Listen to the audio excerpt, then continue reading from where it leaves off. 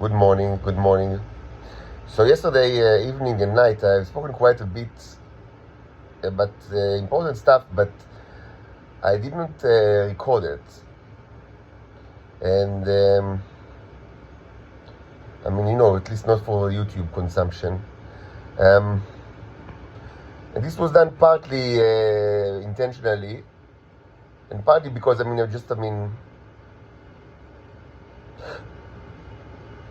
I kind of like spoke,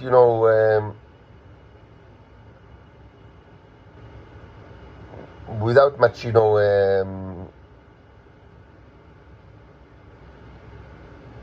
would say even more than ever, I spoke really, just flow of thought without much thinking before. Even though it's always like that, I almost never plan, but like what I'm going to speak about, at least not thoroughly. But more than ever, it was kind of like a stream of thought with regards to that actually covered many years of like a biography. So, and I didn't want to to stop it for recording or things like that. But also, it was some of it was intentional because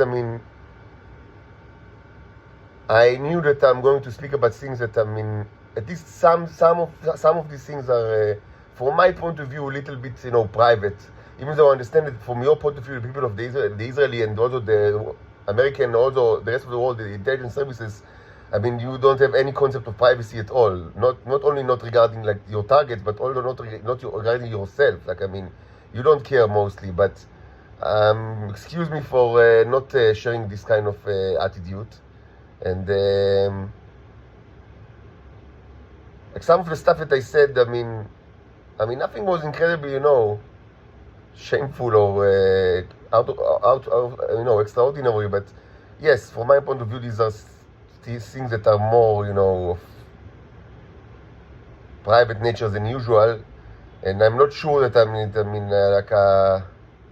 again, from my point of view, everything that I upload to YouTube could be and should be available to every person on earth. And even if it's not true now, because I'm blocked by the powers of the world. From my point of view, this is the intention. I do not need to speak to any specific intelligence service or to intelligence services at all. That's their, I'm incarcerated and that's why it happens. But from my point of view, I speak, even to future people, even not to Homo sapiens at all. I'm presumptuous enough to have this kind of intentions behind what I do.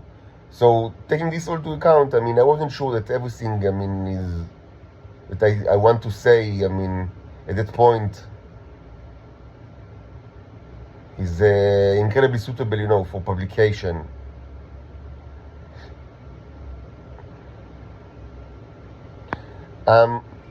Ultimately, I think I covered most of what I wanted to speak about regarding my military service.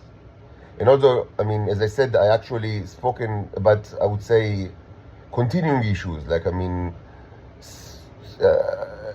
mentioned, short episode, interpersonal relationship that happened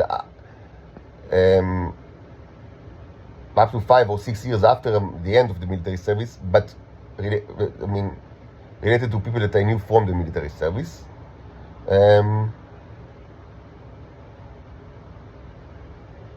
Probably I will record some of this material, maybe even today, because just for documentation purposes. But maybe I'll remove some stuff that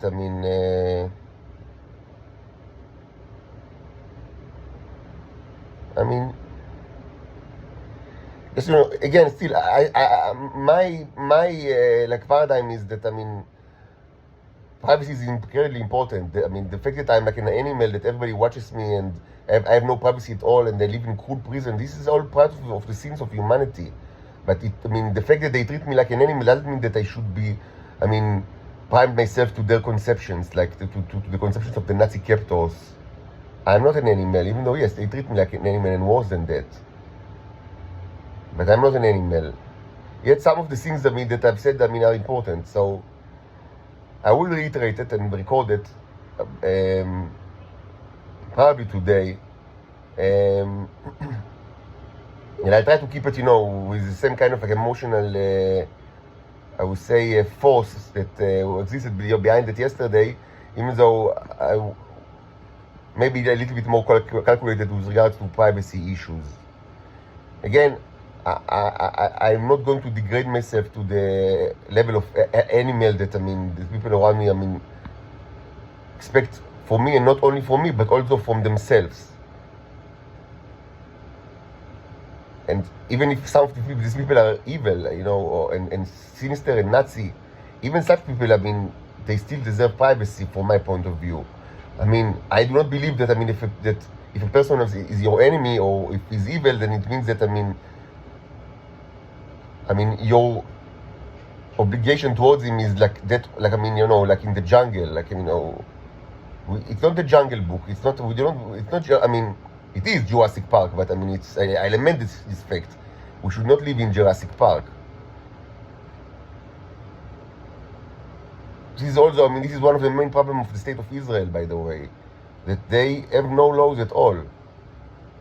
Like, I mean, they removed from themselves any kind of ethics. Like, I mean, any kind of speech regarding, you know, ethics of war, הצבא הכי מוסרי בעולם, this is all a sick joke. They do not believe in any kind of ethics at all. Like, nothing. There are no ethics. The only ethics is, I mean, you know, it's politics, you know. They replace ethics with politics. And sometimes they even, I mean, you know, get confused even by, I mean, themselves are confused. They speak about ethics that they don't understand that what they speak about is actually politics, not ethics.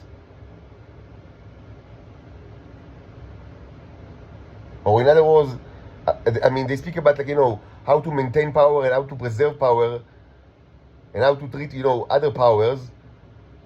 And they sometimes misjudge this kind of discourse to be a discourse on ethics. Well, it's not ethics at all, it's politics.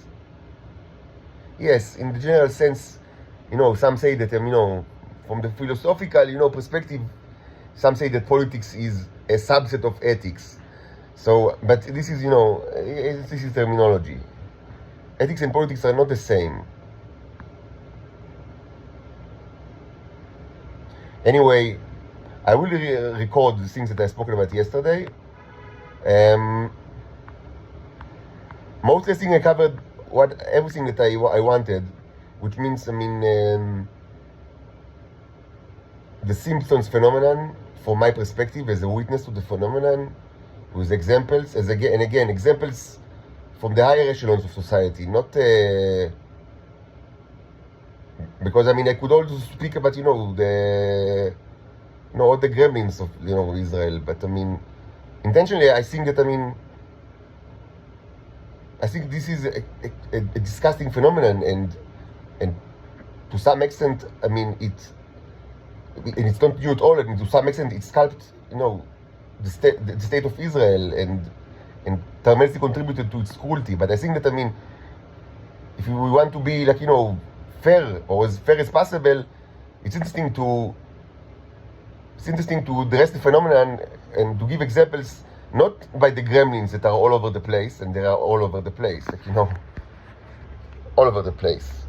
But I mean, the interesting, I mean, approach is to actually try to take a look at not at the gremlins, but, you know, at, you know, the people of the, I mean, you know, of high, relatively, definitely from, you know, the more respected, you know, parts of society.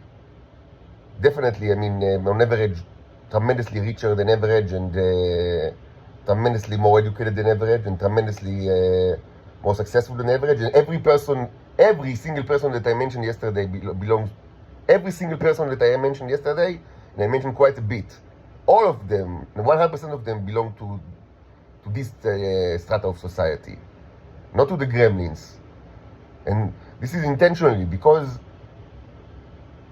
I think that, I mean, it's kind of like, I mean, to make my life, it would be too easy to just, I mean, you know, keep, you know, discussing, you know, the gremlins that are currently actually all around me. But this is not, I mean, the proper way, like, I mean, to attack the phenomenon or to address the phenomenon. So I've spoken pretty much about everything that I want to do.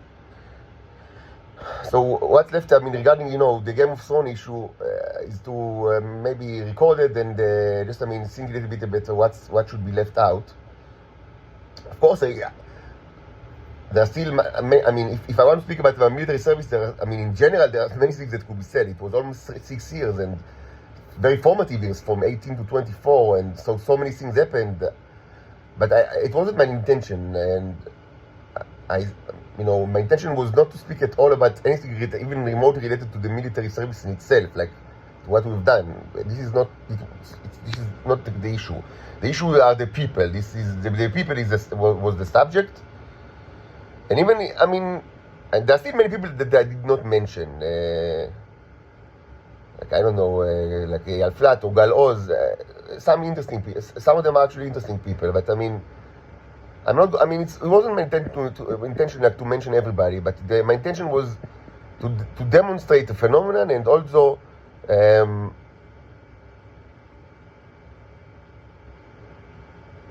to present some of the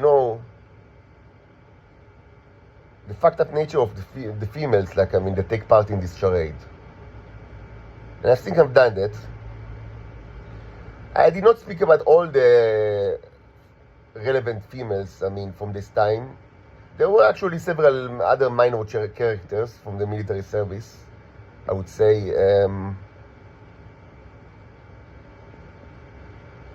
I don't think I will speak. It's not, not interesting enough to speak about it. As I said, from the military milieu at the time, and that was one of my mistakes at the time. I lament this fact. The kind of only relevant, females, that I've even, that were in my scope of, that kind of, was even in my radar was only the females of the Anaf Tochna. And that was a mistake, but I was young and I think I was influenced.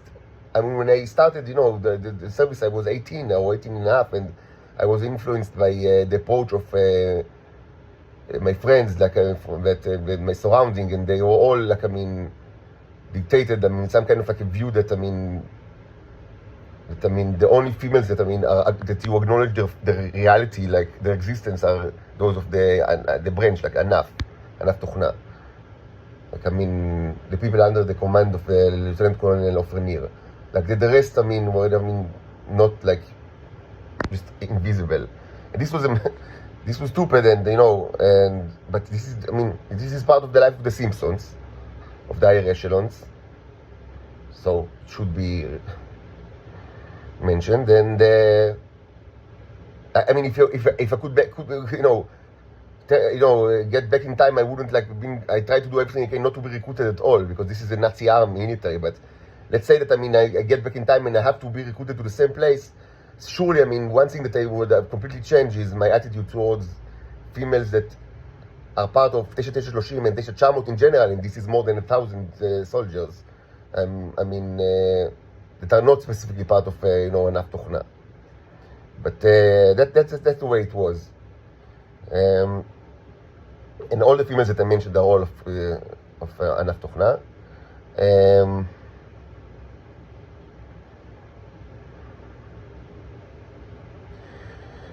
I also spoke about other things yesterday that for me are incredibly important. I don't know, but are not they are not juicy. Not a personal issue of biographic details, but they are important for me, and I will surely record it and upload it today, because they are extremely important to me, personally, for documentation purpose. And one thing is the whole issue with the puppets.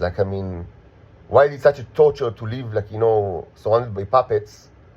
And it doesn't matter if they're if they are puppets if they are hideous puppets, the puppets in this apartment that are all horrifying zombies, or they are attractive puppets like Sivan Kriegsman. It doesn't matter. Both phenomena are they are not unpleasant to the same extent, but both are uncanny, and in their nature it's horror show. It's horror show. It's completely horror show. It's unbelievable cruelty, and I will probably record it like today, at least short video because with regards to what I've said yesterday, because I think it's important for documentation purposes.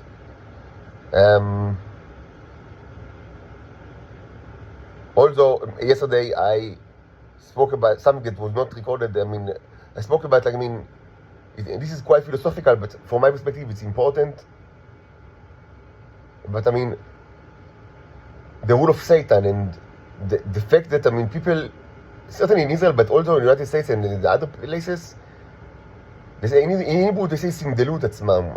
I'm not sure how to translate it to English. They are kind of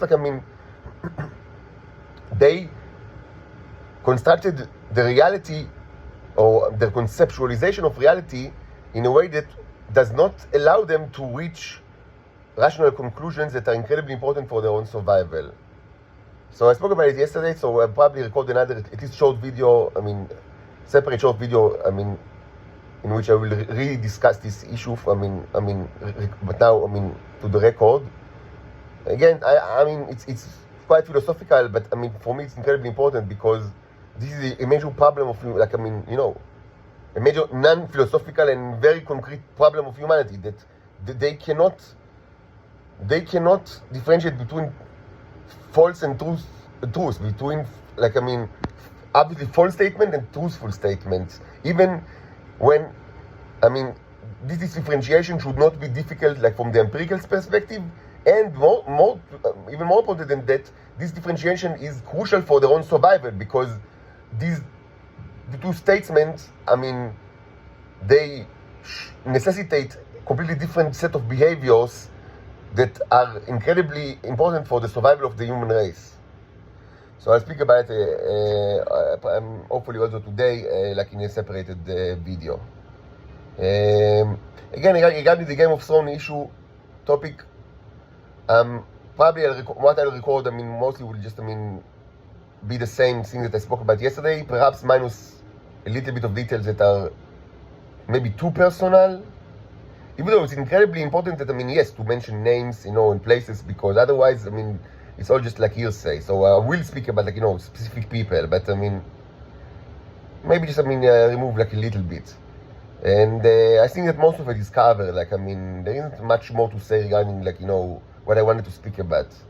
Again, there is a ton of other things to say about the military. I haven't actually spoken at all about the military service, in itself, what we actually have done, because this is not, it's not, it's of no importance. It was also, things that related to satellite things, satellite imagery, spy satellites. But it's of no importance. The important thing was, to speak about, the people, and to kind of example, and also to let the audience themselves, draw their own, conclusions. I didn't, maybe I haven't, drawn enough, explicit conclusion. Maybe it's something that I should have done, maybe I'll do it, in the reiteration for the record, to kind of, because I kind of I let the audience, read between the lines and, generalize themselves, things that can be generalized, both about the male population and about the female population. But you know what, in hindsight, maybe yes, for the record, I actually do draw my own conclusions, explicitly. At least more, to further extent that I've done so yesterday. So that's the plan, and hopefully someone, is moving arms and legs. I don't see arms and legs, I only see the usual mouses and tongues. But what can you say? This is humanity.